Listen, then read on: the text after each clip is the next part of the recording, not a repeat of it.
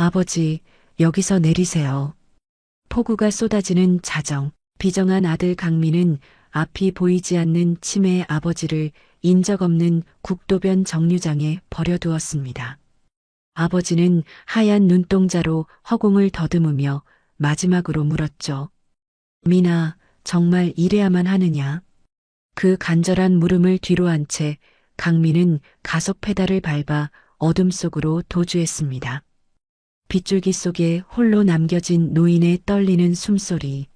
하지만 아들은 알지 못했습니다. 아버지를 버리고 떠난 그 순간부터 자신의 인생이 송두리째 무너지기 시작했다는 것을요. 아버지가 평생 몸처럼 의지하던 낡은 지팡이. 그 지팡이 속에 숨겨진 비밀이 아들의 목을 죄어오는 지옥의 시작이 될 줄은 꿈에도 몰랐습니다. 천륜을 저버린 아들과 모든 것을 계획한 아버지. 과연 이들의 끝은 어디일까요? 사연 시작 전 무료로 할 수 있는 구독을 눌러주시면 당신의 하루에 행운이 찾아올 거예요. 오늘의 사연 지금 시작합니다. 폭우가 국도를 두드리는 소리가 천둥처럼 울렸습니다. 자정을 훌쩍 넘긴 시각, 강민은 차 안에서 떨리는 손으로 핸들을 잡고 있었습니다. 조수석에 앉은 아버지 정태는 젖은 옷을 입은 채 하얀 눈동자로 허공만 바라보고 있었습니다. 아버지, 여기서 내리세요. 강민이 목이 메인 목소리로 말했습니다. 정태는 앞이 보이지 않는 눈으로 아들의 목소리 방향을 돌아보며 지팡이를 더듬어 찾았습니다. 미나, 정말 이래야 하느냐? 정태가 시각장애인용 흰 지팡이를 짚고 천천히 차에서 내리며 물었습니다. 아버지 상태로는 치매도 심해지시고 앞도 안 보이시는데 혼자 계시기 어려우실 거예요. 강민이 아버지의 팔을 붙잡고 버스 정류장으로 이끌었습니다. 정태는 지팡이로 바닥을 두드려가며 조심스럽게 걸음을 옮겼습니다. 벤치가 여기 있어요.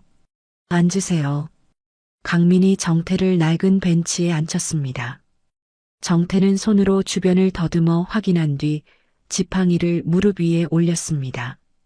아들아, 아버지가 앞을 못 본다고 해서 마음까지 어두운 건 아니다. 정태가 강민이 서 있을 방향을 향해 말했습니다. 무슨 말씀이세요? 잠깐만 기다리시면 요양원 차가 올 거예요. 강민이 뒤돌아서며 마지막 거짓말을 했습니다. 정태는 아들의 발걸음 소리가 멀어지는 것을 들으며 고개만 끄덕였습니다. 강민은 차에 올라 시동을 걸었습니다. 백미러 속에 비친 아버지는 하얀 눈동자로 빗방울을 바라보며 지팡이를 꼭 쥐고 앉아 있었습니다. 시력을 잃은 지 10년이 넘었지만 여전히 하늘을 올려다보는 습관이 남아 있었습니다. 아버지가 앞을 못 보시는 것만으로도 불쌍한데 이제 치매까지. 강민이 속으로 자신을 합리화하며 엑셀을 밟았습니다. 하지만 핸들을 잡은 손이 멈추지 않고 떨렸습니다. 차가 완전히 사라지고 정류장에는 빗소리만 남았습니다. 정태는 아들의 차 소리가 들리지 않자 천천히 일어났습니다. 지팡이로 주변을 두드려 사람이 없음을 확인한 뒤 지팡이 손잡이를 만졌습니다. 30년간 기다린 순간이구나. 정태가 중얼거리며 손잡이 하단의 이음새를 숙련되게 돌렸습니다. 앞은 보이지 않았지만 손끝의 감각만으로도 정확히 조작할 수 있었습니다. 찰칵 소리와 함께 방수 처리된 금속 캡슐이 나왔습니다. 안에는 골드색 USB와 공증된 유언장이 들어 있었습니다. 그 시각 강민은 차 안에서 바닥에 굴러다니는 지팡이 머리 장식을 발견했습니다. 이게 왜 여기에? 혹시 지팡이 안에 강민이 아버지의 지팡이가 분해되는 구조였음을 깨달았습니다. 그리고 자신이 찾던 장부가 바로 그 안에 있었을 것이라는 공포가 밀려왔습니다. 안 돼. 강민이 급하게 핸들을 돌렸지만 빗길에서 차가 미끄러졌습니다. 쾅! 차가 가로등을 들이받으며 전복됐습니다. 강민은 의식을 잃기 직전까지 앞 못 보는 아버지가 혼자 남겨진 정류장을 생각했습니다. 병원에서 강민의 소지품을 정리하던 간호사가 수첩을 발견했습니다. 아버지 시설 수용 계획 마이너스 치매와 시각장애 핑계로 법정 무능력자 신청이라고 적혀 있었습니다. 미란이 수첩을 보고 경악했습니다. 시각장애에 치매까지 있으신 아버님을 이렇게 버릴 계획을 세웠다고요? 저는 더 이상 이런 사람과 살 수 없어요. 미란이 병실을 나가버렸습니다. 정류장에서 K 회장의 수행원들이 정태를 정중히 모셨습니다. 수진이 정태가 건넨 캡슐의 USB를 노트북에 연결해 강민의 모든 자산을 동결시켰습니다. 다음 날 아침 강민이 깨어나자 경찰이 대기하고 있었습니다. 모든 계좌가 동결되고 횡령 혐의로 체포영장이 발부됐습니다. 앞 못 보시는 아버지 지팡이 안에 모든 게 들어있었구나. 강민이 절망하며 비명을 질렀습니다. 시각장애인인 아버지가 준비해온 치밀한 복수가 시작된 것이었습니다. 병원 침대에 수갑으로 묶인 강민 앞에 형사 2명이 서 있었습니다.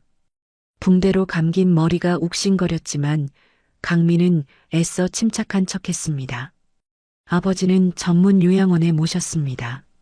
시각장애에 치매까지 심해져서 24시간 간병이 필요했거든요. 강민이 떨리는 목소리로 말했습니다. 형사가 태블릿 화면을 강민에게 내밀었습니다. 그럼 이건 뭡니까? 화면에는 정류장에서 강민이 앞 못 보는 아버지를 홀로 남겨두고 떠나는 모습이 선명하게 담겨 있었습니다. 강민의 얼굴이 하얗게 변했습니다. 이건 어떻게 K그룹에서 제공한 자료입니다. 해당 지역 모든 도로의 블랙박스 영상이죠. 형사가 차갑게 말했습니다. 시각장애인이신 아버님을 자정에 인적 없는 정류장에 버리고 도주하셨네요. 강민이 입술을 깨물며 고개를 떨구었습니다. 그때 간병인이 다급히 뛰어들어왔습니다. 환자분, 뉴스 보세요. 텔레비전 화면에는 박 이사가 기자회견을 하는 모습이 나오고 있었습니다. 강민 대표의 일방적인 회계 조작과 배임으로 인해 회사가 파산 위기에 처했습니다. 박 이사가 카메라를 향해 진지한 표정으로 말했습니다. 저희는 완전히 속은 피해자일 뿐입니다. 강민 대표가 아버님마저 버리는 폐륜을 저질렀다는 것도 충격적입니다. 이 자식이 강민이 침대에서 몸을 일으키려 했지만 수갑이 손목을 조였습니다. 제가 언제 폐륜을 했다고. 증거는 충분합니다. 형사가 서류를 펼쳐 보였습니다.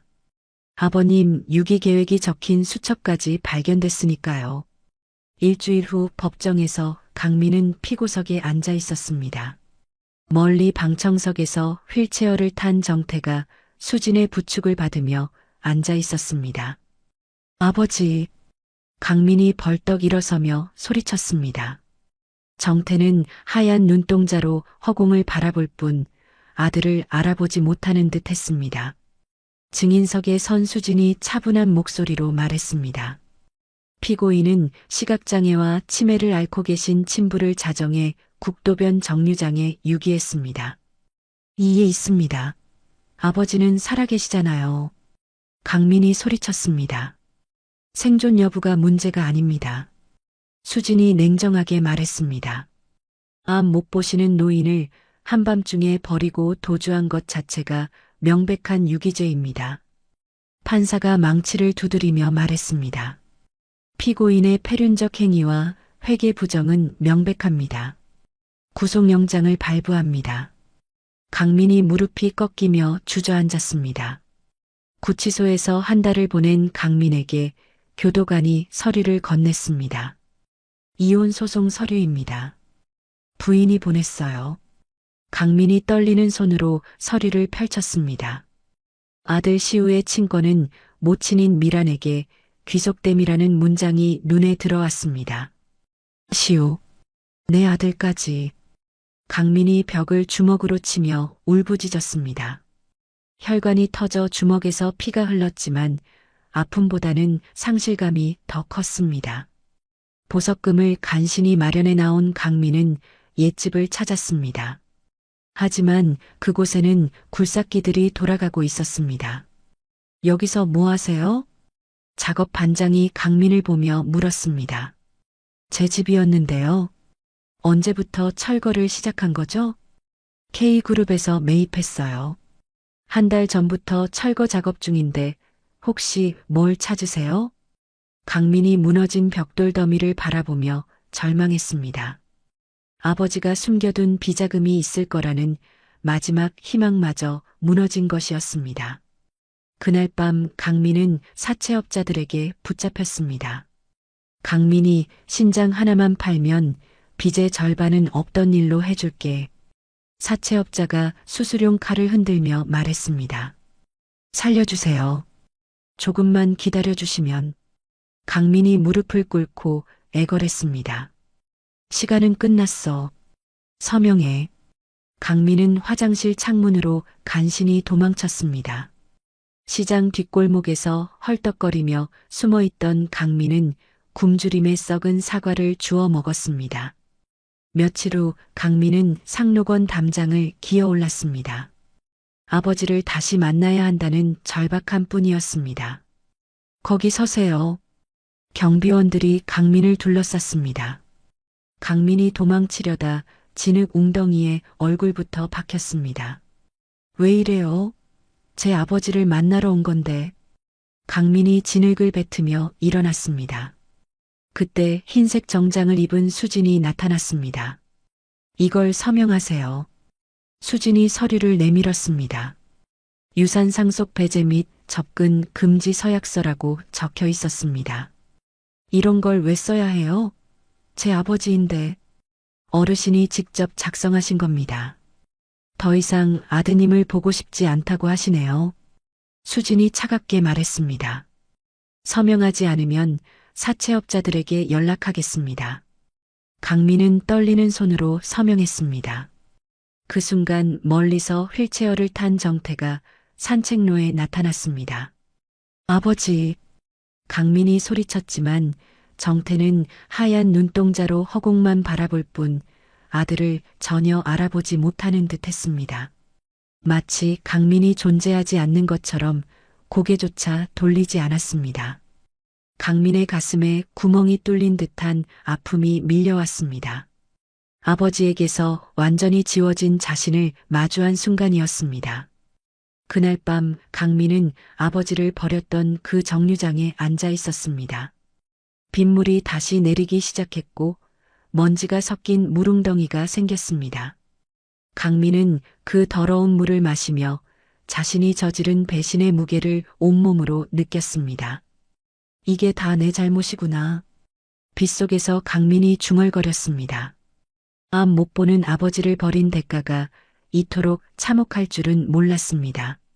강민은 지하철역 계단에서 잠들어 있다가 발길질에 깨어났습니다.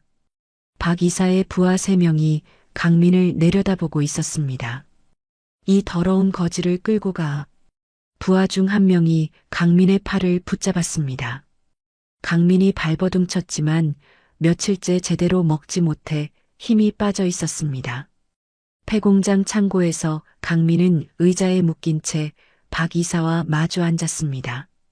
강민아, 마지막 비자금이 어디 있는지 말해. 박 이사가 담배를 피우며 말했습니다. 그런 건 없어요. 이미 다 털렸다고 했잖아요. 강민이 소리쳤습니다. 박 이사가 손짓하자 부하가 강민의 손가락을 펜치로 조였습니다. 아! 강민이 비명을 질렀습니다. 아참, 내 아들 얘기 들었어? 박 이사가 조롱하듯 웃으며 말했습니다. 시우가 유전성 망막 변성증에 걸렸다며? 너희 집안 유전병이라던데. 강민의 눈이 커졌습니다. 뭐라고요? 아버지처럼 눈이 멀어간다는 얘기야. 수술비가 몇 억이던가. 안 하면 완전히 장님된다고 하더라. 박 이사가 강민의 절망스런 표정을 즐기며 말했습니다. 시우는 왜 끌어들여요? 강민이 의자를 흔들며 발악했습니다. 내가 숨긴 돈만 내놓으면 아들 수술비 정도는 도와줄 수도 있는데.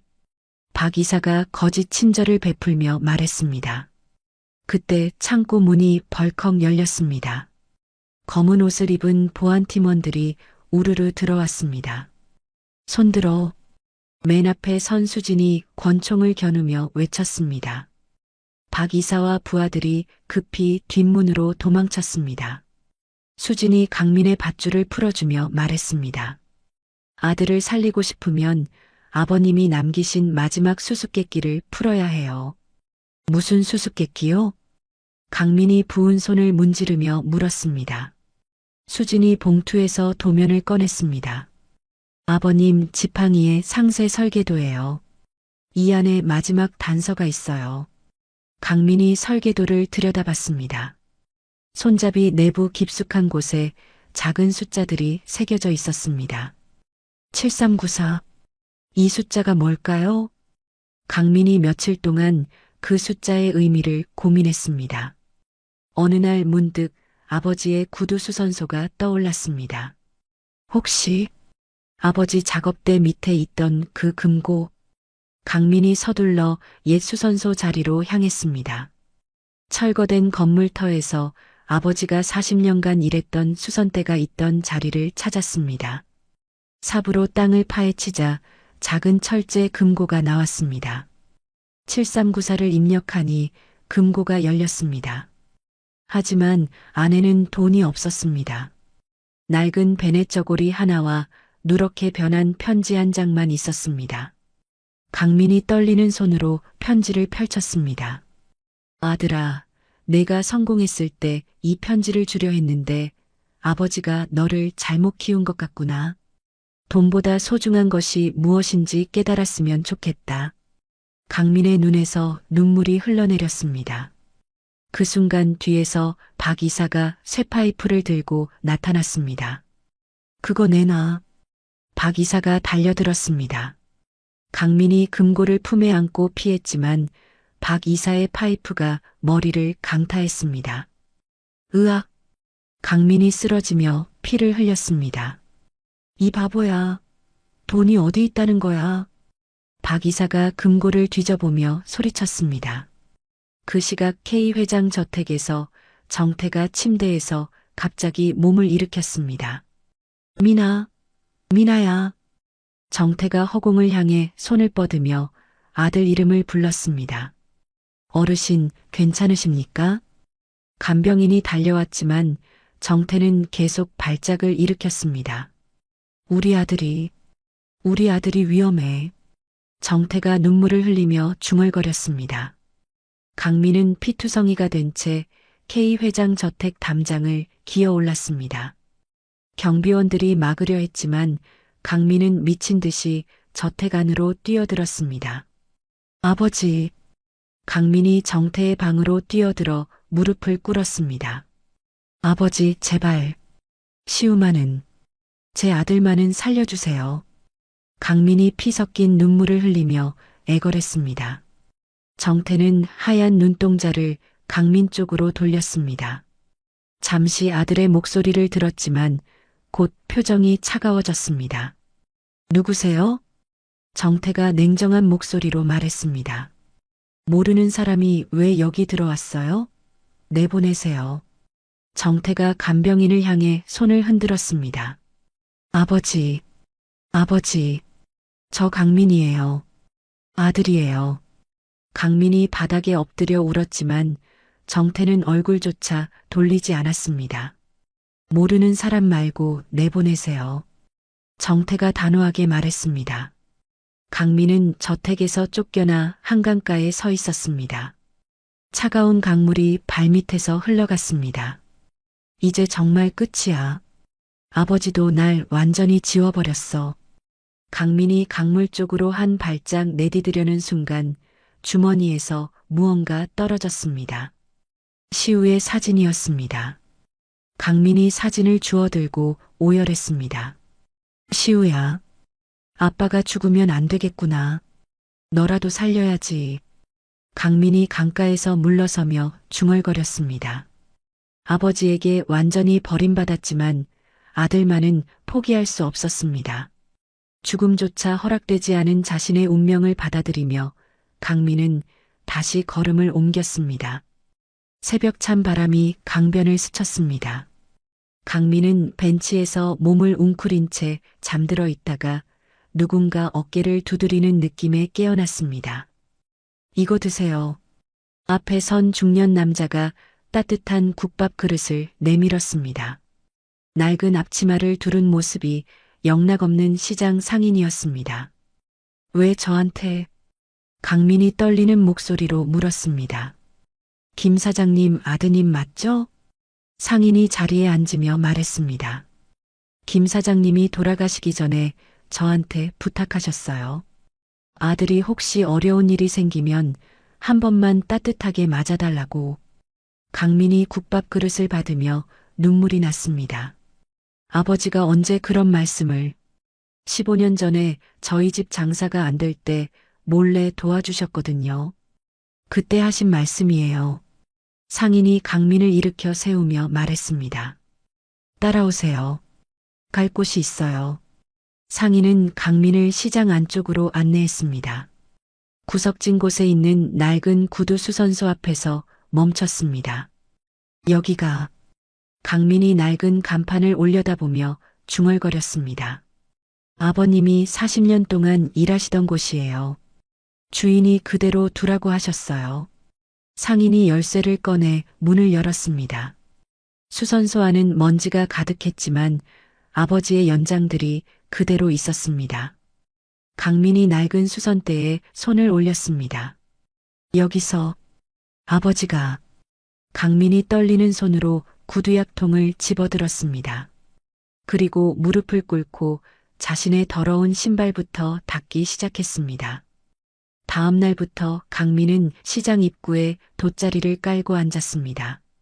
지나가는 사람들의 구두를 닦아주며 하루 종일을 보냈습니다. 어머, 저 사람 전에 사장님 아니었나? 맞아. 어떻게 저렇게 됐지? 사람들이 수군거렸지만 강민은 묵묵히 구두약을 발랐습니다. 한 달 후 수진이 강민을 찾아왔습니다. 시우 수술비는 이미 해결됐어요. 수진이 차가운 목소리로 말했습니다. 정말요? 누가? 그건 중요하지 않아요. 하지만 진짜 기술을 익히지 못하면 아들을 만날 자격이 없다는 걸 아세요. 수진이 봉투를 건넸습니다. 이 안에 당신 아버지가 남긴 기술 노트가 있어요. 제대로 배우세요.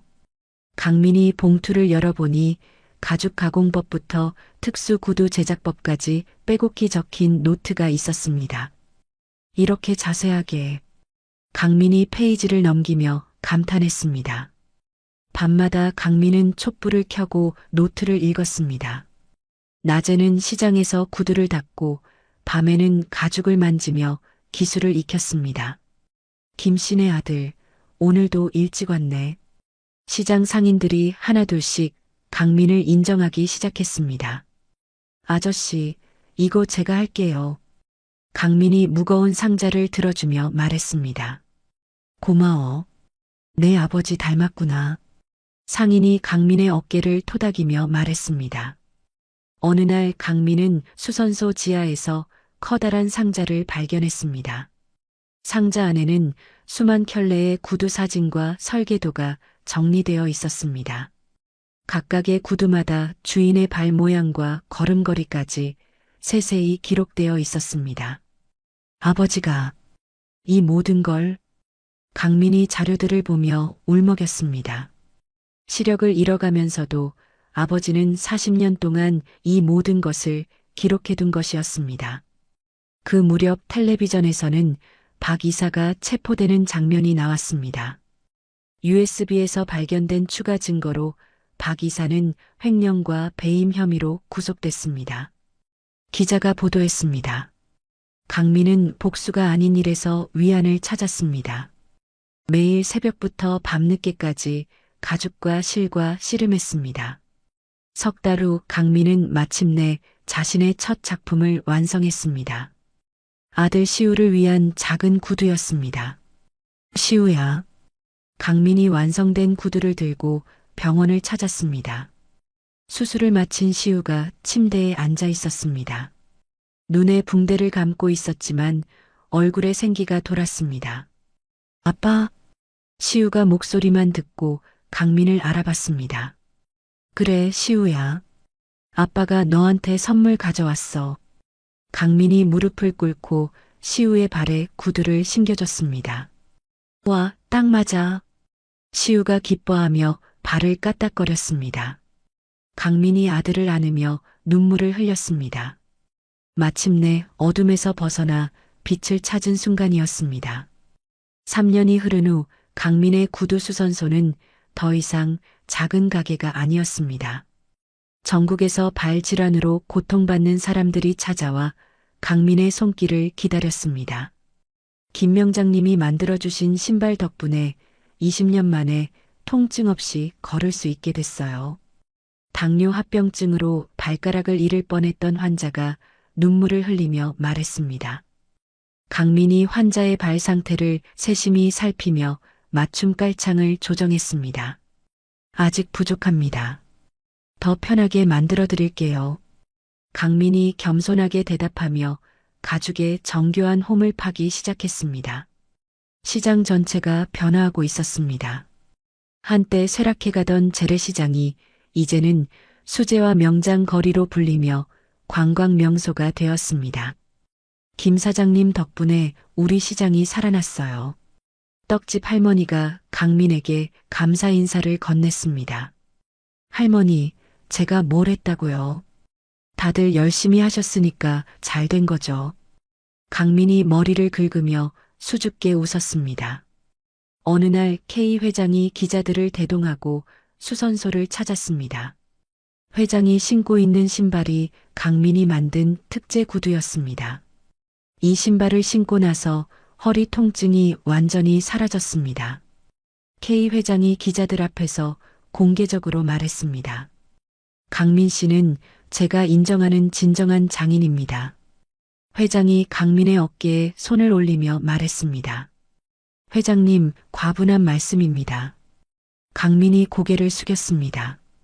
회장실에서 K 회장이 서류를 내밀었습니다. 옛 회사 지분을 되돌려 드리려 합니다.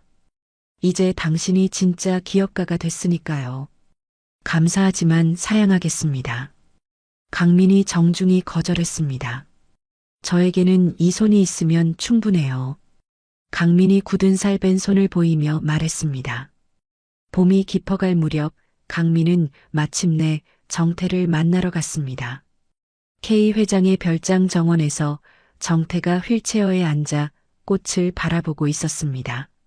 아버지, 강민이 다가가 무릎을 꿇었습니다. 정태가 천천히 고개를 돌렸습니다. 누구신가요? 정태가 공허한 목소리로 물었습니다. 강민이 도시락을 꺼내 정태 앞에 상을 차렸습니다. 아버지가 좋아하시던 된장찌개와 김치전이에요. 강민이 떨리는 손으로 숟가락을 정태 입에 넣어드렸습니다. 정태가 한 입 씹어보더니 강민의 손목을 잡았습니다. 굳은 살이 박인 강민의 손목을 천천히 만지며 정태의 눈가에 눈물이 맺혔습니다. 아들. 정태가 희미하게 중얼거렸습니다. 네, 아버지. 강민이에요. 강민이 정태의 손을 꼭 잡으며 눈물을 흘렸습니다. 그날 저녁 강민은 미란과 시우를 데리고 교회의 작은 집으로 이사했습니다. 정태도 함께 모시고 살기로 했습니다. 아빠, 할아버지 방이 제일 좋은 곳이네요. 시우가 마당이 보이는 정태의 방을 보며 말했습니다. 당연하지. 할아버지가 제일 중요한 분이니까. 강민이 시우의 머리를 쓰다듬었습니다. 매일 저녁 강민은 정태를 부축하고 마당을 천천히 걸었습니다. 봄꽃이 흐드러진 작은 정원에서 부자는 말없이 시간을 보냈습니다. 강민의 수제화 브랜드가 해외에서도 인정받기 시작했습니다. 유럽 바이어들이 대량 주문을 요청했지만 강민은 모든 수익을 기부했습니다. 시각장애인 재활치료를 위해 쓰세요. 강민이 수진에게 통장을 건네며 말했습니다. 정말 다 기부하시는 거예요? 수진이 놀라며 물었습니다. 돈보다 소중한 걸 찾았으니까요. 강민이 정태를 바라보며 미소 지었습니다. 정태의 치매 증세가 가족의 보살핌으로 많이 나아졌습니다. 저녁마다 강민이 읽어주는 동화책을 들으며 정태는 어린아이처럼 웃었습니다.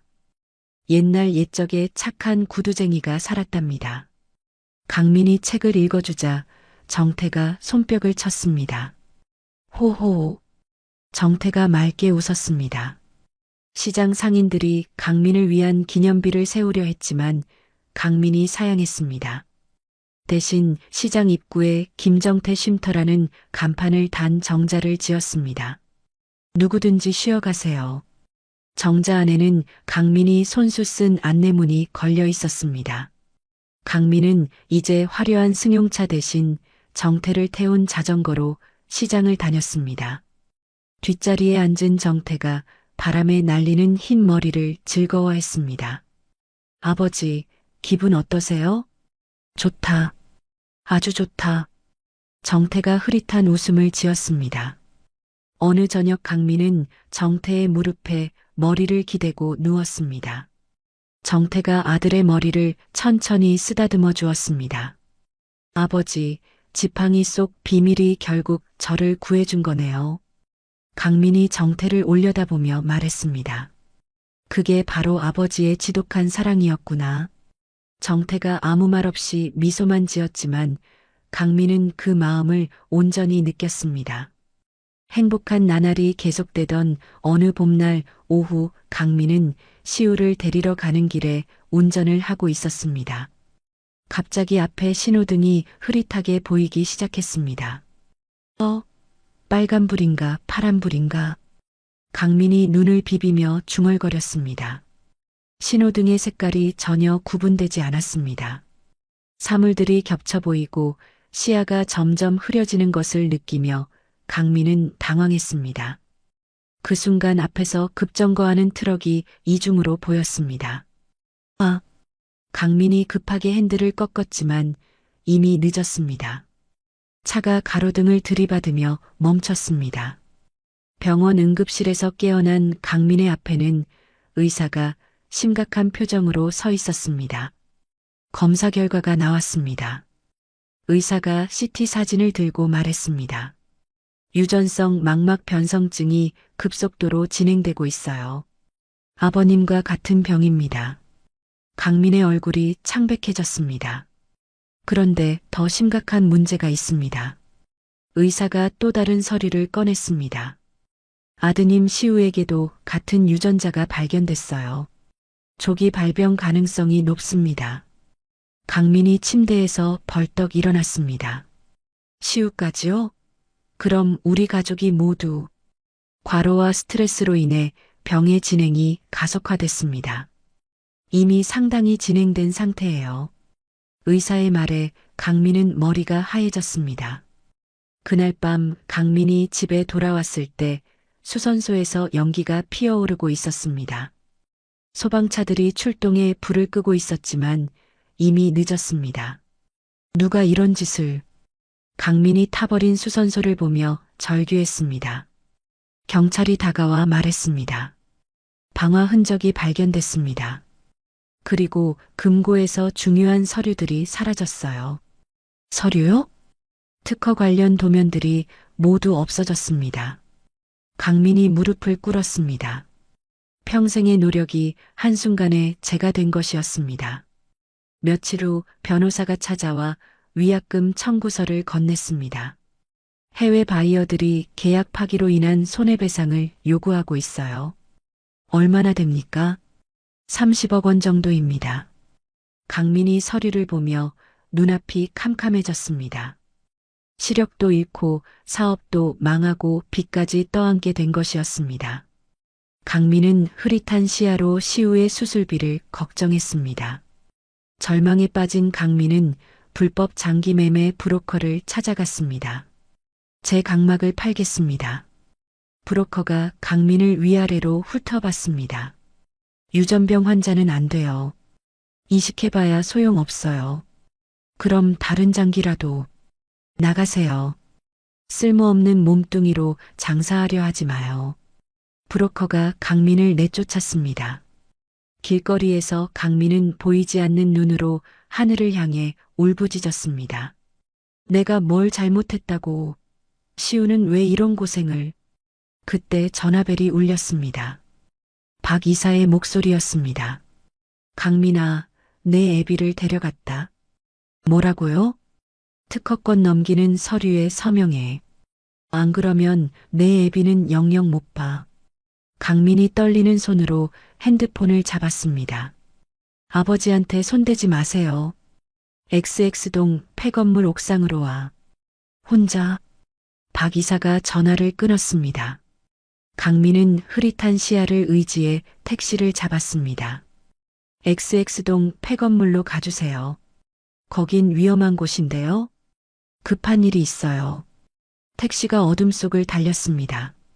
폐건물에 도착한 강민은 계단을 더듬어 올라갔습니다. 옥상에서 박 이사가 정태를 위험한 난간 가까이에 세워두고 있었습니다. 와라, 강민아. 박 이사가 소리쳤습니다. 강민이 손으로 벽을 더듬으며 다가갔습니다. 아버지, 서명해. 안 그러면 내 애비를 밀어버린다. 박 이사가 정태를 난간 쪽으로 밀었습니다. 정태가 위험하게 휘청거렸습니다. 안 돼요. 강민이 소리치며 앞으로 달려갔습니다. 박 이사가 강민을 잡아 난간 쪽으로 밀기 시작했습니다. 내가 먼저 떨어져라. 그 순간 정태가 휠체어에서 몸을 던져 박 이사의 다리를 붙잡았습니다. 아들을 건드리지 마라.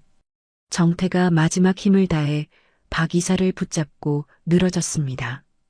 강민이 정태를 구하러 달려들었지만 건물 아래에서 폭발음이 들렸습니다. 가스통이 터지면서 건물 전체가 흔들리기 시작했습니다. 아버지, 강민이 무너져 내리는 잔해 속에서 정태를 찾아 헤맸습니다. 불길이 번지고 연기가 자욱해지는 아비규환이었습니다. 병원 응급실에서 강민이 의식을 되찾았을 때 온몸이 붕대로 감겨 있었습니다. 전신 2도 화상으로 생명이 위험한 상태였지만 기적적으로 목숨을 건진 것이었습니다. 아버지는 괜찮으세요? 강민이 가까스로 입을 열어 물었습니다. 걱정 마세요. 어르신은 미리 안전한 곳으로 대피시켜 드렸어요. 간호사가 안심시키며 말했습니다. K 회장님이 보낸 보안팀이 폭발 30분 전에 어르신을 모셨거든요. 강민이 안도의 한숨을 내쉬었습니다. 수진이 병실 문을 열고 들어왔습니다. 손에는 낡은 서류 봉투를 들고 있었습니다. 이걸 보세요. 수진이 봉투에서 서류들을 꺼냈습니다. 아버님이 지팡이 속에 숨겨두신 마지막 비밀이에요. 서류에는 세계안과 학회 임상 실험 신청서와 거액의 연구기금 영수증이 들어 있었습니다. 30년간 아버님이 K 회장님께 받은 모든 보상금을 여기에 기부하셨어요. 수진이 설명했습니다. 유전성 망막 변성증 치료제 개발을 위해서요. 강민의 눈에서 뜨거운 눈물이 흘러내렸습니다. 아버지가 벌써부터 저와 시우를 위해. 강민이 떨리는 목소리로 중얼거렸습니다. 시우 군이 이 연구로 개발된 신약의 첫 번째 수혜자로 선정됐어요. 수진이 기쁜 소식을 전했습니다. 완치 판정을 받았어요. 더 이상 시력을 걱정하지 않아도 돼요. 강민이 천장을 바라보며 오열했습니다. 아들이 살았다는 안도감이 온몸을 휩쌌습니다. 텔레비전에서는 박 이사 체포 소식이 흘러나왔습니다. 박 이사는 방화와 납치 미수, 산업 스파이 혐의로 무기징역을 선고받았습니다. 기자가 보도했습니다. 하지만 훔쳐간 도면들은 복제 방지 기술 덕분에 사용할 수 없는 상태였습니다. 수진이 강민을 안심시켰습니다. 하지만 강민의 시력은 폭발로 인해 완전히 사라진 상태였습니다. 이제 아버지와 같은 길을 걷게 되는군요. 강민이 체념한 듯 말했습니다. 그때 병실 문이 열리며 시장 상인들이 줄줄이 들어왔습니다. 김 사장님, 이거 받아주세요. 떡집 할머니가 두툼한 봉투를 내밀었습니다. 시장 상인들이 십시일반 모은 성금이에요. 이런 걸 왜? 강민이 당황했습니다. 사장님이 우리에게 얼마나 잘해주셨는데요. 이제 우리가 도울 차례죠. 상인들이 입을 모아 말했습니다. K 회장도 병실을 찾았습니다. 최첨단 인공 망막 이식 수술을 받으세요. 제가 모든 비용을 대겠습니다. 회장님, 그럴 필요 없어요. 강민이 사양했지만 회장은 고개를 저었습니다. 당신 아버님이 제게 해주신 일을 생각하면 이 정도는 당연합니다. 수술날 아침 정태가 휠체어를 타고 강민을 찾아왔습니다. 수술복을 입은 강민의 손을 꼭 잡았습니다. 아들아, 정태가 떨리는 목소리로 말했습니다. 내 눈을 가져가서라도 너를 보게 하고 싶었는데 세상이 너를 돕는구나. 정태의 눈에서 눈물이 흘러내렸습니다. 아버지, 강민이 정태의 손을 꼭 잡았습니다. 제가 잘못했어요. 용서해 주세요. 이미 다 용서했다. 이제 새로운 눈으로 세상을 보거라. 정태가 아들의 이마에 입맞춤을 했습니다. 수술이 성공적으로 끝났습니다. 강민이 천천히 눈을 떴을 때 세상이 이전과는 다르게 보였습니다. 모든 것이 더 선명하고 아름다웠습니다. 그리고 병실 한가운데 미소를 짓고 있는 아버지가 보였습니다. 아버지, 강민이 침대에서 일어나 정태를 껴안았습니다. 이제 정말로 아버지를 볼 수 있어요. 퇴원 후 강민은 첫 활동으로 시장 무료암과 검진소를 열었습니다. 자신이 받은 은혜를 다른 사람들에게 나누어 주었습니다. 어르신들, 눈 검사 받으러 오세요. 강민이 확성기를 들고 시장을 돌아다녔습니다. 검사비는 모두 무료예요. 또한 거동이 불편한 사람들을 위한 특수 신발 제작도 시작했습니다. 자신의 모든 기술을 사회적 약자들을 위해 쏟아부었습니다. 어느 저녁 강민은 작업실에서 특별한 것을 만들고 있었습니다. 아버지를 위한 새로운 지팡이였습니다. 손잡이 안에는 자신과 시우의 사진을 넣었습니다. 그리고 그 옆에 용서라는 글자를 정성스럽게 새겨 넣었습니다. 아버지, 이제 제가 아버지를 지킬 차례예요. 강민이 완성된 지팡이를 정태에게 건넸습니다. 정태가 지팡이를 받아들며 환하게 웃었습니다. 고맙다, 아들아. 정말 고맙다. 마당에서 부자는 나란히 서서 석양을 바라봤습니다. 모든 아픔이 치유되고 진정한 화해가 이루어진 순간이었습니다. 10년이 흐른 어느 가을날, 강민은 세계 인도주의 기업 가상을 받았다는 소식을 들었지만 여전히 새벽 5시에 일어났습니다. 시장 구석 수선소의 문을 열고 빗자루로 바닥을 쓸며 하루를 시작했습니다. 아버지, 오늘도 출근하세요? 시우가 아버지의 어깨에 손을 올리며 물었습니다. 이제 26이 된 시우는 유명한 신발 디자이너로 성장해 있었습니다. 응, 손님들이 기다리고 계신다. 강민이 낡은 앞치마를 두르며 말했습니다.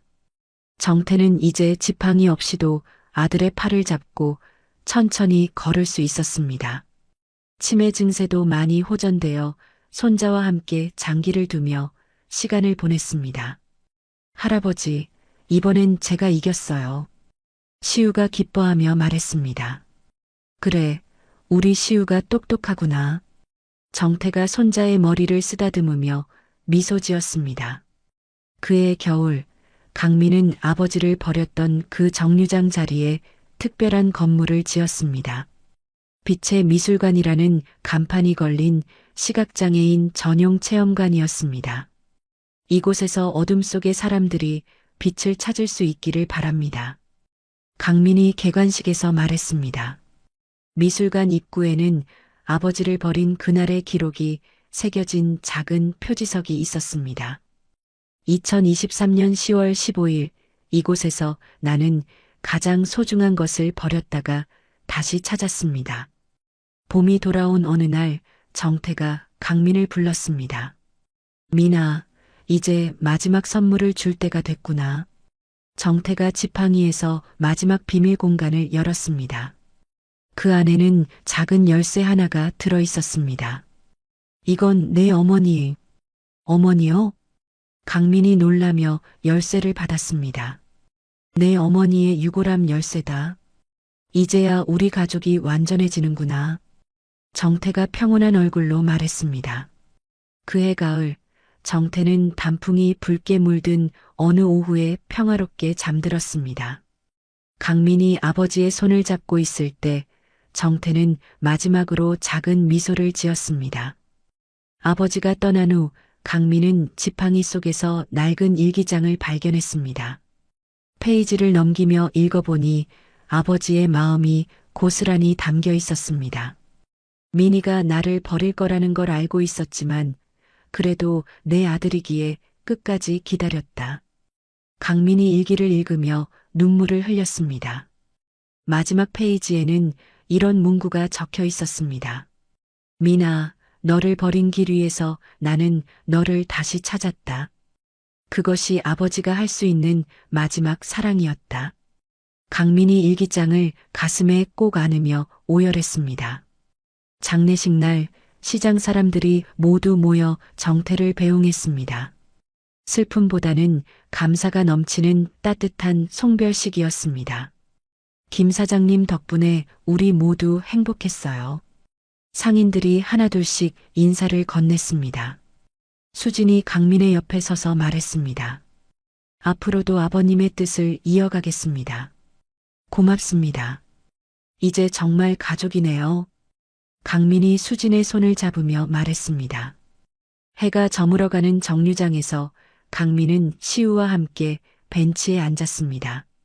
아버지의 지팡이를 무릎에 올리고 시우에게 말했습니다. 시우야, 사랑은 눈으로 보는 게 아니란다. 그럼 뭘로 봐요? 시우가 궁금해하며 물었습니다. 마음으로 짚어가는 거야. 할아버지께서 그렇게 가르쳐 주셨지. 강민이 지팡이를 쓰다듬으며 말했습니다. 따스한 석양이 정류장을 비추었습니다. 10년 전 차가운 빗줄기가 내리던 그 밤과는 전혀 다른 평화로운 풍경이었습니다.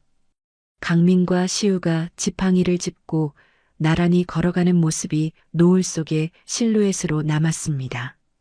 잔잔한 음악이 흐르며 두 부자의 뒷모습이 서서히 화면에서 사라졌습니다. 지팡이 속에 숨겨진 비밀이 결국 한 가족을 구원한 이야기가 이렇게 막을 내렸습니다.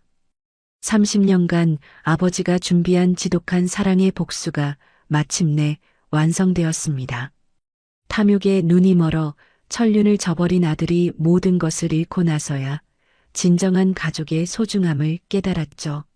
시각장애라는 핸디캡을 딛고 아들을 바른 길로 인도하려 했던 정태의 마음, 그리고 밑바닥에서 다시 일어나 명장이 되기까지 강민의 참회와 성장이 우리에게 큰 울림을 줍니다. 아무리 멀리 돌아가더라도 결국 가족의 품으로 돌아오는 것이 인생이라는 걸, 그리고 진정한 성공은 물질이 아닌 사랑하는 사람들과 함께하는 일상에 있다는 걸 이 이야기는 말해주고 있습니다. 아버지의 용서, 아들의 깨달음, 그리고 다시 찾은 가족의 행복이 우리 모두에게 희망의 메시지를 전해줍니다. 이야기를 끝까지 들어주신 분들 진심으로 감사드리고 잘 들었다고 댓글 하나만 남겨주세요. 진심을 담아 응원하겠습니다. 감사합니다.